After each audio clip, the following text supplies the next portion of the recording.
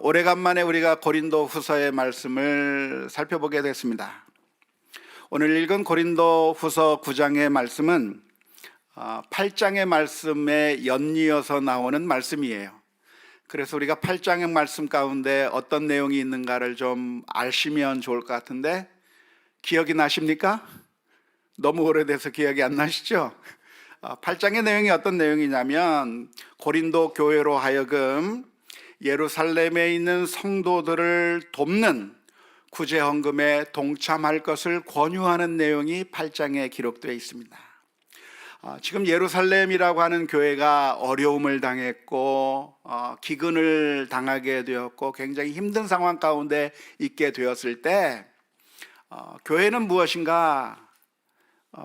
개교에 나누어져 있는 것이 교회가 아니라 하나인 하나님, 하나인 주님 안에서 온 교회가 하나다, 형제요 자매다. 그렇기 때문에 우리 형제 교회의 아픔을 외면하지 말고 도와줘야 된다라고 하는 것이 8장의 말씀입니다. 오늘 9장의 말씀은 그 말씀에 연이어서 이 고린도 교회 성도들을 향해서 이 예루살렘 교회를 돕는 일에 동참해달라, 이 예루살렘 교회를 돕는 구제 헌금을 열심히 잘 해달라 격려하고 권고하는 말씀이 오늘 읽은 고린도후서 9장의 말씀입니다. 먼저 이 말씀을 잘 이해하기 위해서 우리가 지도를 보면서 이해를 좀 도왔으면 좋겠는데요. 지도를 보시면 파란색으로 표시된 것이 오늘날의 이름입니다. 익숙하시죠? 이탈리아, 그리스, 튀르키예, 이스라엘, 이집트, 리비아가 있는 저 지중해 중심의 지도를 보여드리고 있습니다. 고린도라고 하는 도시는 어디에 있는 것인가? 지금의 그리스라고 하는 그 나라에 있는 한 도시가 고린도라고 하는 도시이고, 고린도 후서는 바로 이 고린도 교회를 향해서 보낸 편지가 고린도 전서, 고린도 후서가 되겠습니다. 지금 그 고린도 교회를 향해서 예루살렘 교회를 도와줘라 하는 것이죠. 지도를 더 보여주세요. 제 모습을 보고 싶다고 하더라도 지도를 더 보여주시기 바랍니다. 고린도 교회로 하여금 예루살렘을 도와줘라 하는 것이 이 말씀인데, 아가야라고 하는 것은 고린도가 속해 있는 큰 그 지역을 아가야 지방이라고 합니다. 오늘날의 그리스 지역을 가리켜서 아가야 지방이라고 하는 것이고요. 마게도냐라고 하는 곳은 어디냐? 그리스보다 북쪽에 있는 지역을 가리켜서 마게도냐라고 할 수가 있겠습니다. 오늘 본문에 등장하는 지명이 아가야, 마게도냐, 고린도, 예루살렘 이런 내용들이 등장하기 때문에 어떤 지역이 어디에 있는가 한번 머릿속에 기억하시면서 오늘 말씀을 들으면 좋겠습니다. 오늘 읽은 본문의 말씀을 요약하면 이렇습니다. 고린도 교회가 예루살렘 교회를 돕겠다고 하는 그런 열망이 있었습니다. 그것이 언제부터 있었냐면 1년 전부터 있었던 것이죠. 그래서 고린도 교회가 예루살렘 교회를 돕겠다고 하는 그런 마음의 모습을 보여주니까 바울 사도는 그게 너무나도 좋았어요. 고린도 교회가 형제 사랑을 하고 있구나 하면서 너무나도 좋아가지고 이 바울 사도가 그것을 떠벌리고 다녔습니다. 여러분, 고린도 교회는 예루살렘 교회를 돕는답니다. 고린도 교회가 이런 좋은 일을 한답니다 하면서 떠벌리고 다녔어요. 그랬더니 2절 말씀에 보면 이런 말씀이 기록되어 있습니다. 마게도냐에 있는 교인들이 그 소식을 듣고 우리도 그렇게 하겠다, 고린도 교회만 이 선한 일을 할 게 아니라 우리도 도와주겠다고 그렇게 마게도냐 교인들이 같이 동참하기로 결정한 겁니다. 그런데 3절 말씀에서 무슨 이야기를 하고 있냐면, 이제 바울 사도가 사람을 고린도 교회에 보낸다고 하는 이야기를 하는 겁니다. 내가 사람들을 보내는 이유가 무엇이냐면 여러분들을 독려하기 위해서입니다. 권면하기 위해서입니다. 어떤 권면을 하는 것일까요? 헌금 준비를 하라고 권면하는 것이죠. 이렇게 헌금 준비를 하라고 독려하는 이유가 무엇인가? 4절 말씀에 보면 이런 말씀이 있습니다. 제가 지금 실컷 자랑을 해가지고 마게도냐 교회도 하겠다고 그렇게 됐는데 정작 고린도 교회에서 헌금을 안 해버리면 그게 얼마나 우스운 일이 되겠습니까? 당신들 때문에 다른 교회가 영향을 받아서 헌금하겠다고 하고 다른 교회가 이렇게 열정을 내게 되었는데 정작 고린도 교회가 헌금을 제대로 준비하지 않았다가 마게도냐 교인들과 함께 바울 사도와 함께 이 고린도를 방문해서 자, 헌금을 거두어서 전달해 주려고 왔습니다라고 했더니 그때서야 예? 몰랐는데요? 하면서 그때서야 비로소 분주하게 그 헌금을 거두려고 하고 한다면 얼마나 창피한 일이 되겠는가, 얼마나 우스운 일이 되겠는가. 그러니까 지금 사람을 보내어서 권면하고 고린도 후서를 써서 권면하는 것은 미리미리 다 준비해서 그래서 예루살렘 교회를 도와주는 그 선한 일을 열심히 미리미리 잘 하라고 하는 것을 권면하기 위한 것이라고 하는 게 오늘 본문에서 이야기하고 있는 내용입니다. 고린도 교회가 예루살렘 교회를 돕겠다고 하는 그런 뜨거운 열정을 보여주게 되었을 때 그 소식을 들은 다른 교회들도 감동을 받은 겁니다. 야, 고린도 교회는 이런 좋은 일을 하는구나 하면서 감동을 받은 것이죠. 그런데 정작 그 돕겠다고 하는 교회에 찾아가서 자, 도와주세요라고 했더니 그때 우물쭈물거리고 있다고 한다면 말도 안 되는 것이니까 여러분들 원래 그렇게 계획했던 거 하세요. 예루살렘 교회를 돕자고 했잖아요. 준비하세요. 우리가 갔을 때 그때서야 허둥지둥하지 말고 미리미리 준비했다가 그래서 헌금을 하세요라고 권면하고 있는 말씀인 것이죠. 바울 사도가 이 고린도 교회를 향해서 이렇게 권면하고 있는 이유가 무엇인 줄 아십니까? 그것은 우리 인생이라고 하는 것은 언제나 마음은 쉽게 뜨거워지지만 그러나 실제로 행동을 옮기는 데는 굉장히 느리기 때문에 그렇습니다. 우리들의 문제가 무엇일까요? 우리들의 문제라고 하는 것은 하나님의 말씀이 무엇인지를 모른다는 데 있는 것이 아닙니다. 하나님께서 기뻐하시는 뜻이 무엇인지 모른다고 하는데 우리의 문제가 있는 것이 아닙니다. 우리는 다 알아요. 하나님께서 무엇을 기뻐하시고 하나님께서 무엇을 싫어하신다고 하는 것을 다 알고 있어요. 물론 종종 모르는 사람도 있기는 합니다. 하지만 대부분의 사람들이라고 한다면 하나님의 뜻이 무엇인지 잘 알고 있습니다. 미워하기보다 사랑하는 것이 하나님의 뜻이고 방탕하게 사는 것보다 경건하게 사는 것이 하나님의 뜻이고 항상 기뻐하고 쉬지 말고 기도하고 범사에 감사하는 것이 하나님의 뜻이고 하나님께서 내게 주신 사명이 있다고 한다면 외면하는 것보다 우리가 최선을 다해서 나 자신을 하나님 앞에 드리는 것이 그게 하나님의 뜻이라고 하는 것을 모르는 사람은 단 한 사람도 없습니다. 하지만 우리의 문제가 무엇이냐면 그렇게 알고 있는데 언제나 그것은 마음뿐이라고 하는데 문제가 있는 것이죠.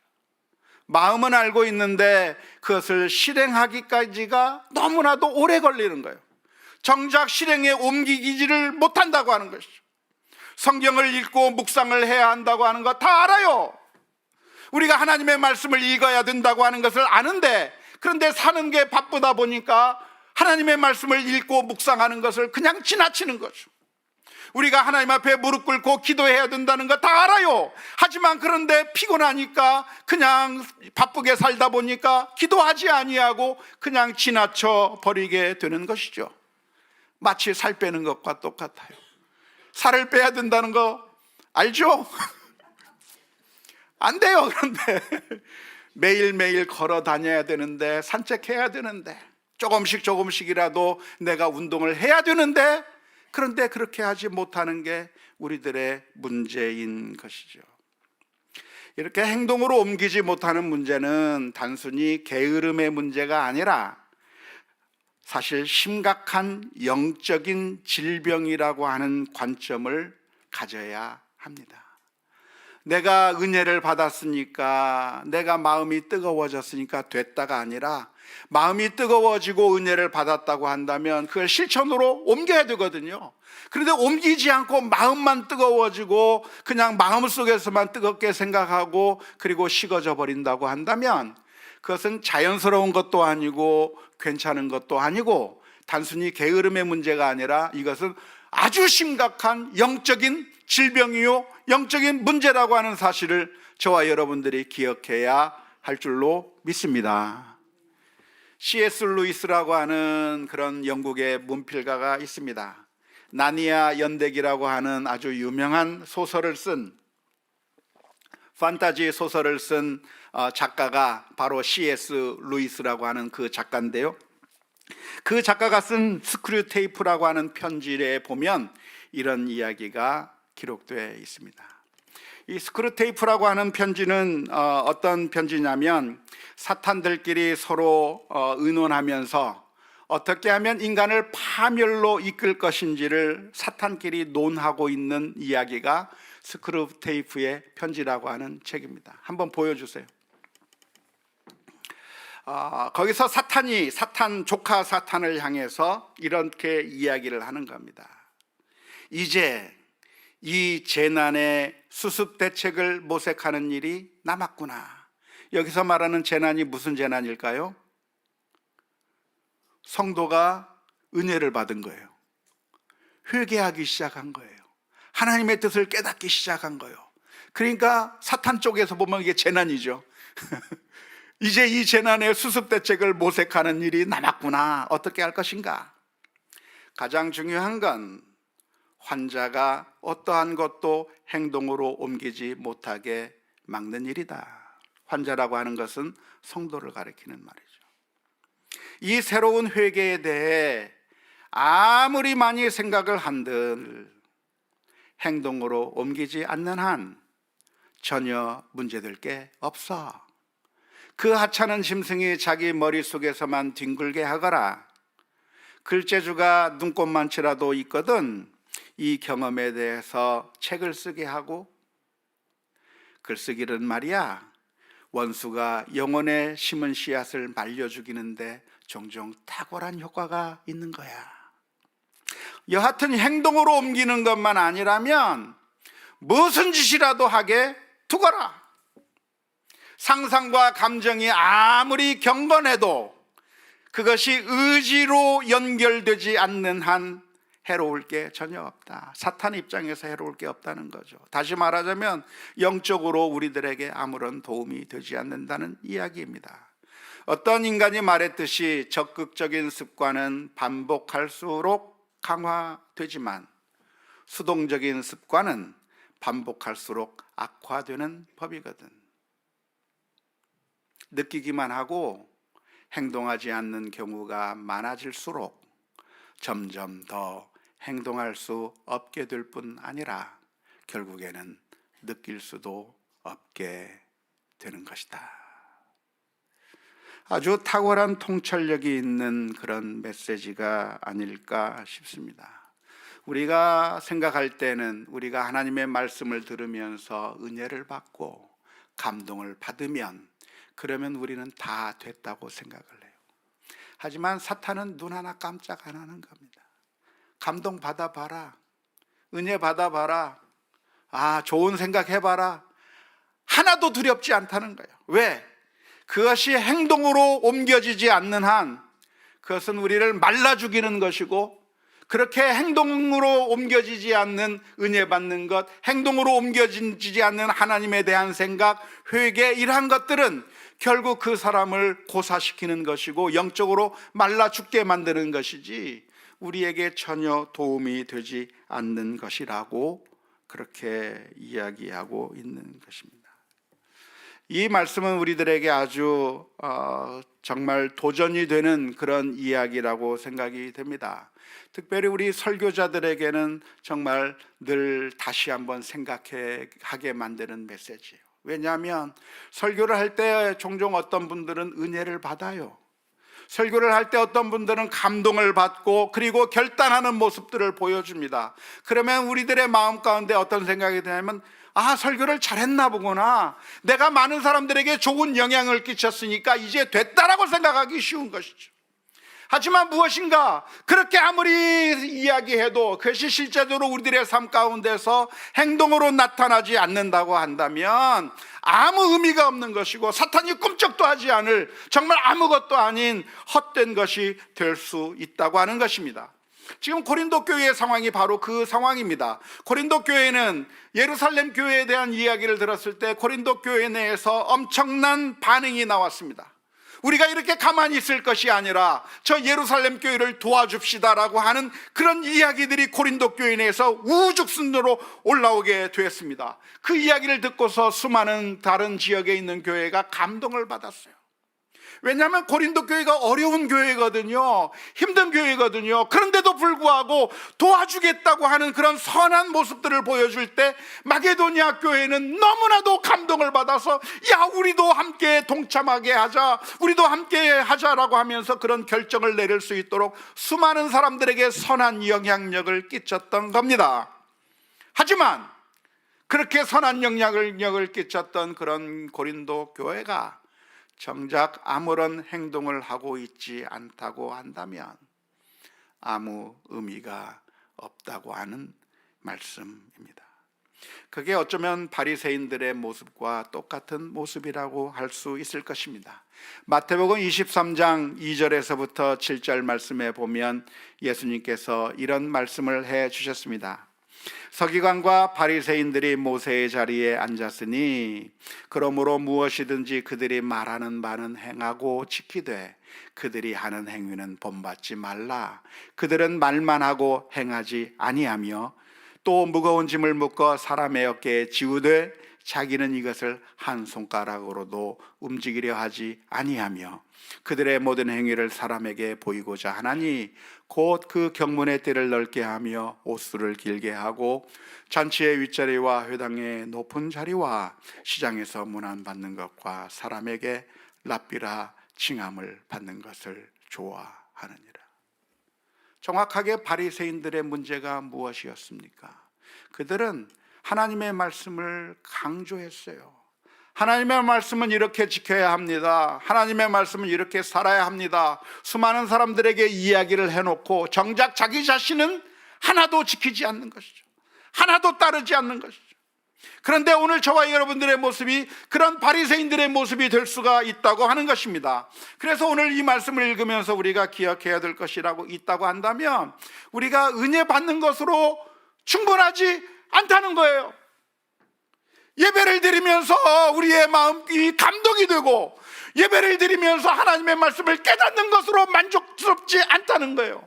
우리가 성경 말씀을 읽으면서 그 하나님의 말씀을 깨닫고 그 하나님의 말씀 가운데 감동을 받는 것으로 충분하지 않고 정말 중요한 것이 무엇이냐, 그것을 깨닫게 되었다고 한다면 그러면 그 다음부터는 우리가 삶을 변화시켜야만 한다고 하는 것을 믿을 수 있기를 주님의 이름으로 축원합니다. 야고보서의 말씀에 의하면 무슨 말씀을 합니까? 행함이 없는 믿음은 그 자체로 죽은 것이라. 그래서 바울 사도는 고린도 교회를 향해서 권면하고 있는 겁니다. 여러분들 때문에 마게도니아 교인들이 이런 반응을 보이게 되었고 여러분 때문에 선한 영향력이 펼쳐지게 되었는데 이제 여러분들이 원래 결심했던 그 결심을 이제 이루십시오. 이제 하십시오. 그렇게 이야기하고 있어요. 그런데 가만히 보면 어쩌면 바울 사도가 꼼수를 쓰는 것 같아요. 이중 플레이를 하는 것 같아요. 왜 그렇습니까? 마게도니아 교회를 향해서 가서 말하기는 저 고린도 교회를 보세요. 고린도 교회가 이런 열정을 내고 있어요 라고 말해서 마게도니아 교인들의 신앙을 북돋워 주었습니다. 그리고 이번에는 어떻게 해요? 다시 고린도 교회에 가서 하는 말이 마게도니아 교인들은 이렇게 반응을 보였는데 당신들도 하세요 라고 이야기하고 있는 것이죠. 꼼수입니까? 꼼수가 아닙니까? 이중 플레이입니까? 이중 플레이가 아닙니까? 어쩌면 그렇게 생각될 수도 있을 겁니다. 만일 바울 사도가 개인적인 착복을 하기 위해서거나 아니면 사기를 저지르고 탐욕을 가지고 있었다고 한다면 이러한 모습은 이중 플레이요, 꼼수라고 말할 수도 있을 것 같습니다. 하지만 이 모습은 어떤 모습인가? 부모님의 모습과 같아요. 부모님의 마음은 무엇이죠? 여러 자녀들이 있다고 한다면 모든 자녀들이 다 잘 됐으면 좋겠어요. 이 아이도 잘 됐으면 좋겠고, 이 아이도 잘 됐으면 좋겠고, 이 아이도 잘 됐으면 좋겠다고 하는 게 그게 부모의 마음이에요. 그러니까 이 아이의 이야기를 하면서 이 아이에게 이야기합니다. 얘도 그렇게 열심히 하는데 너도 좀 열심히 해라 말하고, 얘가 열심히 하는 걸 가지고 이 사람에게 이야기하면서 너도 열심히 하라고 말하는 거죠. 어쩌면 부부 사이를 화해시키는 상담자의 역할과 같아요. 아내가 당신 사랑한대요. 남편이 아내를 사랑한대요. 양쪽으로 가서 서로 이야기하고 그래서 화해시키려고 하는 그런 상담가와 같이 바울 사도는 지금 고린도 교회의 성도들을 권면하기 위해서 마게도냐 사람들의 이야기를 하는 것이고, 또 마게도냐 교회를 가서는 고린도 교회의 이야기를 하면서 이 마게도냐 교회의 그 믿음을 더 강조하고 있는 것인데요, 감사한 것은 고린도 교회도 마찬가지고 마게도냐 교회도 마찬가지고 바울 사도의 이야기를 들었을 때 이거 꼼수라고 말하지 않고 우리가 그런 선한 일에 동참하기를 원한다 라고 하는 긍정적인 반응이 나왔다는 것입니다. 로마서 15장 26절 말씀에 보면 마게도냐 교회에 대해서 쓰고 있는데요, 이는 마게도냐와 아가야 사람들은 고린도 교인들 말합니다. 마게도니아와 아가야 사람들이 예루살렘 성도 중 가난한 자들을 위하여 기쁘게 얼마를 연보하였습니다. 양쪽 교회가 다 헌금을 하게 된 것이죠. 오늘 저와 여러분들이 이 말씀을 묵상하면서 기도해야 될 기도의 제목이 있다고 한다면 선한 자극을 받을 수 있게 해 주옵소서 기도하며 나가야 될 줄로 믿습니다. 누군가 선한 일에 헌신하는 모습을 보면 비아냥거리고 그리고 딴지거는 모습을 보일 것이 아니라 우리도 그런 선한 믿음을 본받아야 되겠다고 하는 열정이 우리 가운데 불릴 듯 일어날 수 있기를 주님의 이름으로 축원합니다. 누가 성경을 읽는다고 한다면 나도 성경을 읽어야 되겠다. 누가 전도를 열심히 한다고 한다면 나도 전도를 좀 해야 되겠다. 누가 기도를 열심히 한다고 한다면 나도 기도를 해야 되겠다. 누가 정말 예배에 열심히 참여하는 것 같으면 나도 예배에 열심히 참여했으면 좋겠다. 누가 성가대 한다고 하면 나도 성가대를 하고 싶다. 이런 선한 열정들이 서로가 서로에게 미치고 그리고 서로 영향을 주어서 우리 온 성도들이 함께 믿음으로 성장해 나가고 한 단계 한 단계 더 주님 앞에 나아갈 수 있는 우리 모두가 다 될 수 있기를 주님의 이름으로 축원합니다. 바울 사도는 지금 이 헌금하는 일을 독려하기 위해서 먼저 디도를 보냈습니다. 디도와 함께 다른 형제들을 고린도 교회로 파송했습니다. 바울 사도가 이렇게 디도를 보낸 이유를 5절 말씀 가운데서 설명해 주고 있습니다. 고린도후서 9장 5절 말씀에 보면 그러므로 내가 이 형제들로 먼저 너희에게 가서 너희가 전에 약속한 연보를 미리 준비하게 하도록 권면하는 것이 필요한 줄 생각하였노니 이렇게 준비하여야 참 연보답고 억지가 아니니라 라고 표현하고 있습니다. 지금 바울 사도가 하는 모습을 보면 바울 사도의 그 강조점과는 정반대로 행동하는 것처럼 보일 수도 있습니다. 7절 말씀에서 바울 사도의 권면이 무엇입니까? 억지로 하지 말라고 합니다. 각각 그 마음에 정한 대로 할 것이요 인색함으로나 억지로 하지 말지니 하나님은 즐겨내는 자를 사랑하시느니라 라고 권면하고 있어요. 그러니까 성도들에게 권면하기를 헌금할 때 어떻게 할 것인가, 자선을 베풀 때 어떻게 할 것인가, 선한 일을 할 때 어떻게 할 것인가, 마지못해 하지 말고 억지로 하지 말고 정말 자발적으로 해라 라고 이렇게 강조하고 있는데, 정작 바울 사도는 어떻게 하고 있어요? 자발적으로 하도록 가만히 지켜만 보고 있습니까? 하라고 강조하고 있습니까? 하라고 강조하고 있어요. 어떻게 강조하고 있어요? 디도를 보내고 형제들을 보내고 편지를 쓰면서 열심히 준비하십시오, 미리미리 준비하십시오 하고 자꾸 권면하고 있어요.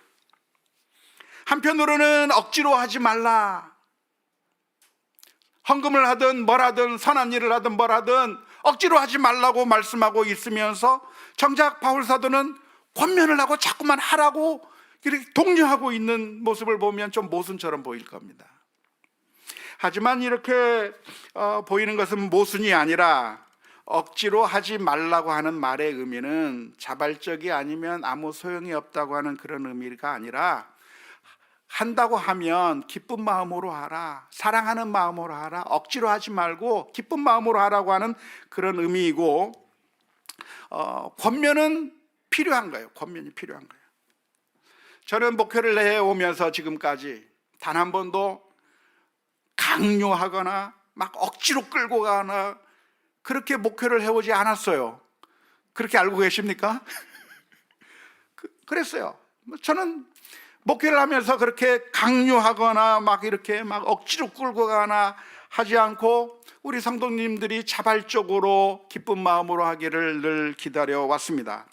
하지만 그런 것을 종종 오해하시는 분들이 있는데요. 그 말은 그러니까 신앙생활을 잘하든 말든 그냥 아무런 상관하지 않고 놔두어도 괜찮다고 하는 것으로 오해하시면 안 되는 것이죠. 오늘 바울 사도도 정확하게 그 일을 하고 있는 겁니다. 바울 사도는 고린도 교회를 보면서 너희들이 헌금하기로 했으니까 내가 다시는 말 안 할게, 아무 말 안 할 테니까 알아서 하든지 말든지 그냥 두고만 볼게 라고 말하신 것이 아니에요. 바울 사도는 고린도 교회 교인들로 하여금 그들의 한 말을 생각나게 했어요. 여러분들이 하겠다고 하지 않았습니까? 디도를 보내면서 격려하고 있어요. 미리미리 준비하시오. 그래서 정말 이 선한 일에 여러분들이 동참하시오 격려하고 권면하고 있어요. 왜 이렇게 하고 있습니까? 그것은 우리 인생이라고 하는 것이 죄성이 많아서 가만 내버려 두면 선한 일을 하는 것이 아니라 나태해지기 쉽고, 가만 내버려 두면 우리는 늘 탐욕적으로 이기적으로 행동하게 되어 있기 때문에 그렇습니다. 그래서 우리 교회 공동체라고 하는 것은 서로 권면하고 서로 함께 신앙생활을 하자고 서로 권면해야 하는 것입니다. 집사님, 우리 같이 기도합시다. 집사님, 우리 성경 같이 읽읍시다. 집사님, 예배 열심히 참석합시다. 그렇게 자꾸 빠지지 말고 함께 합시다. 서로 권면해야 되는 거예요. 믿습니까? 한번 말 한번 해봅시다. 우리 옆에 사람 쳐다보고 열심히 신앙생활 합시다.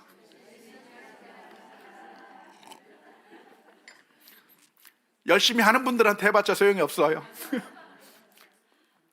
잘 안 보이는 분이 있다고 한다면 나오든 말든 아무 상관하지 않는다가 아니라, 신앙생활에 좀 나태해지는 것 같으면 그런가 보다 하고 그냥 내버려 두는 게 아니라 서로 권면해야 되는 거예요.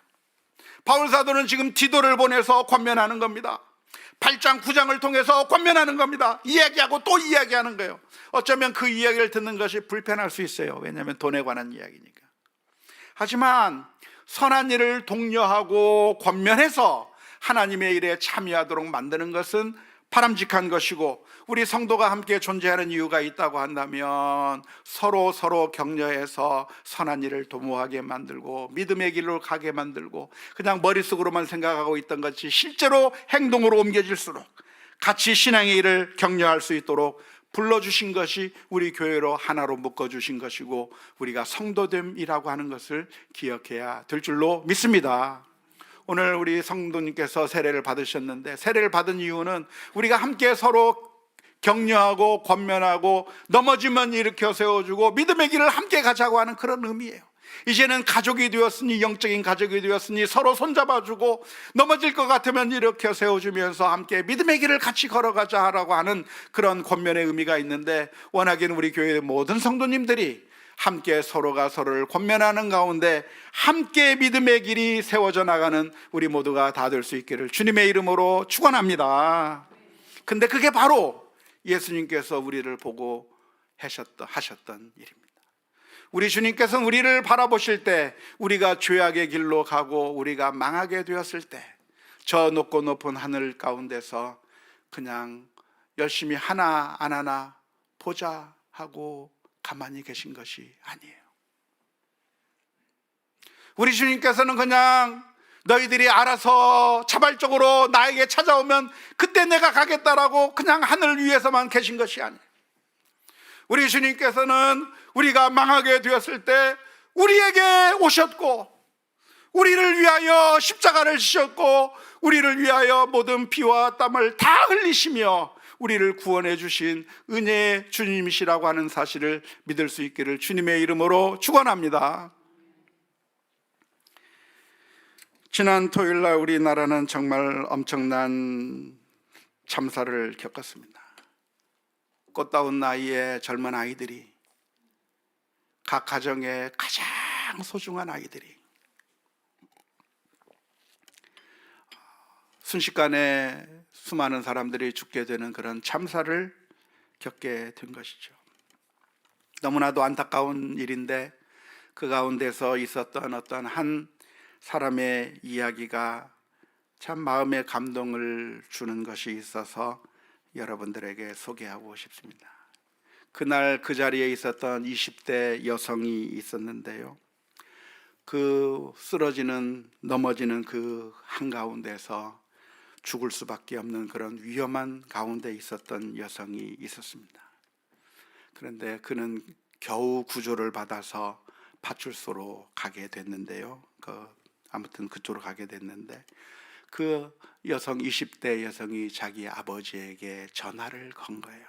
아빠, 지금 옆에 사람들 다 죽어나가고 나도 다리가 부러진 것 같다고 그렇게 이야기를 했습니다. 전화통화가 제대로 잘 안 돼서 문자로 서로 대화를 나누는데 아빠 무서워, 아빠 살려줘 라고 이야기를 했어요. 그 문자를 받은 아버지가 가만히 있었겠어요? 가만히 있지 않았어요. 성남에 살던 62세의 아버지가, 나이 차이가 꽤 많이 나는 걸 보니까 굉장히 늦게 낳은 그 딸아이 같아요. 62세 아버지가 자기 딸의 그 이야기를 듣고 쏜살같이 이태원으로 달려간 거예요. 택시를 타고 달려간 거예요. 택시를 타고 달려갔는데 택시가 그 안까지 들어갈 수가 없는 겁니다. 딸이 있는 그 파출소까지 갈 수가 없는 겁니다. 그러니까 택시에서 내려가지고 그 62세 아버지가 1.5km를 뛴 거예요. 1.5km를 뛰어서 자기 딸에게 가서 보니까 아주 딸아이의 상태가 심각해요. 그래서 이 아이를 병원에 데리고 갔으면 좋겠는데 경찰들은 이 아이보다 더 힘든 사람들, 죽은 사람들 처리하느라고 순서 기다리려면 몇 시간이 기다려도 순서가 되지 않을 것 같아요. 그러니까 이 아버지가 한 일이 무엇이냐면 그 딸아이를 업고 또 1km를 뛰어가는 거예요. 업고서 1km를 또 뛰어서 택시를 잡으려고 하는데 택시를 잡을 수도 없어요.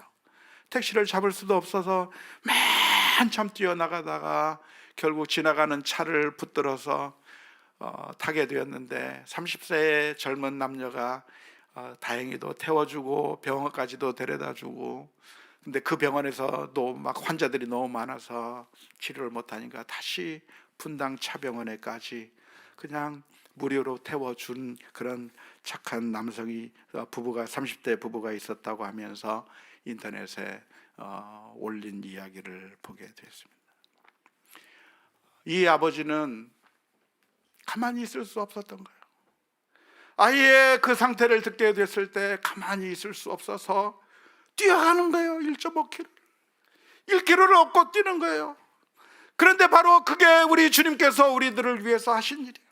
우리가 망가져서 십자가에 못 박혀 죽으시기까지 우리를 구원해 주시기 위하여 우리를 살리시려고 하는 그 일을 하신 것이고, 우리가 영원히 죽게 되었을 때 그냥 너희들이 자발적으로 알아서 나에게 오나 보자라고 기다리신 것이 아니라 저 높고 높은 보좌 위에서 저와 여러분들을 살리기 위해 십자가의 자리에까지 오신 줄로 믿습니다.